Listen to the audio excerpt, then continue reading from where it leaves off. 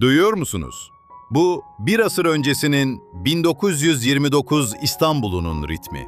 Gülhane'nin ağaçları altında klarnet ve darbuka'nın nameleri, birazdan tanık olacağımız büyük değişimin fon müziği adeta. Genç Cumhuriyet henüz 6 yaşında. Yeni caminin gölgesinde, Karaköy Meydanı'nda modern bir devletin tıkır tıkır işleyen yeni düzeni var.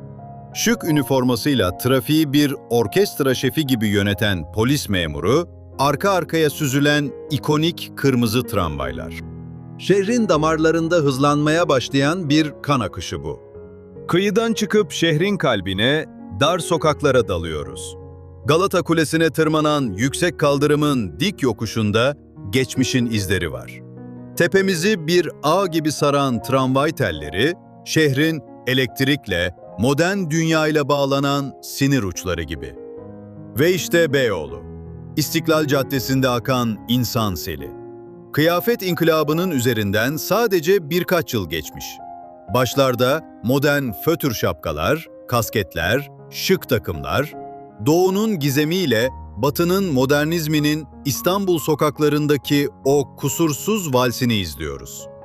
Şimdi yükseklerden Galata Köprüsü'nün o muazzam kalabalığına, karınca yuvasını andıran bitmek bilmez insan akışına bakıyoruz. Arkada yüzyılların ihtişamıyla duran camiler, önde yeni bir devrin telaşı. Şehirlere ruhunu veren binalar değil, o binaların gölgesinde yürüyen insanlardır. Yıl 1929. İstanbul sokaklarında dolaşan bu yüzlere iyi bakın.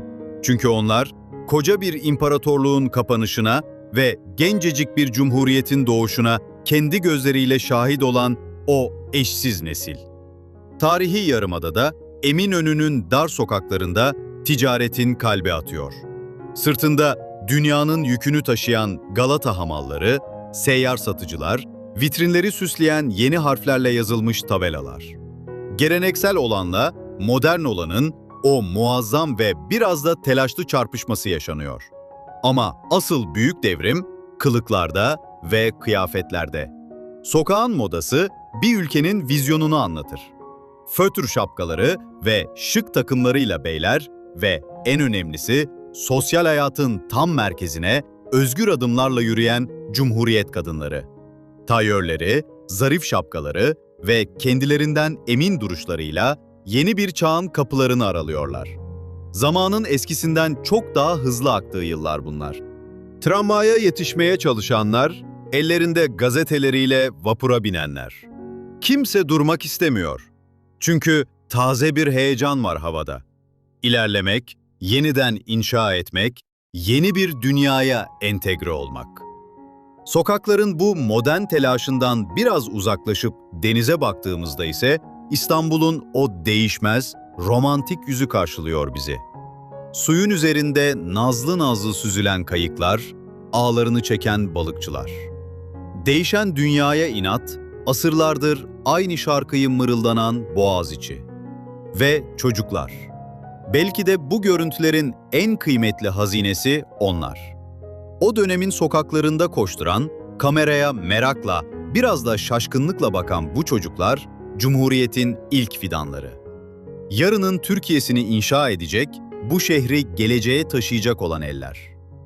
1929 yılından bize kalan bu siyah-beyaz kareler sadece bir zaman çizelgesi değil. Bu, yorgun ama umutlu bir halkın yepyeni bir hayata tutkuyla sarılışının hikayesi. İstanbul'un kendi küllerinden modern bir masal yazmaya başladığı o ilk yıllar.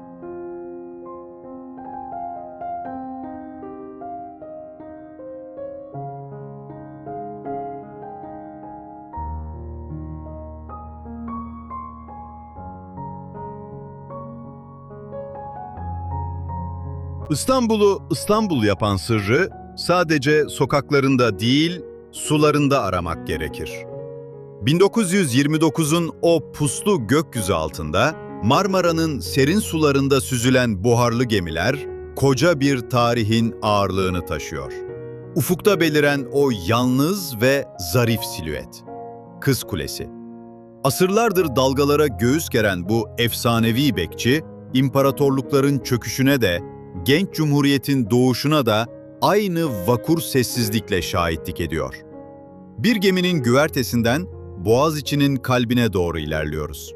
Suyun köpüklü izinde geçmişle gelecek birbirine karışırken yepyeni bir devrin rüzgarı vuruyor yüzümüze.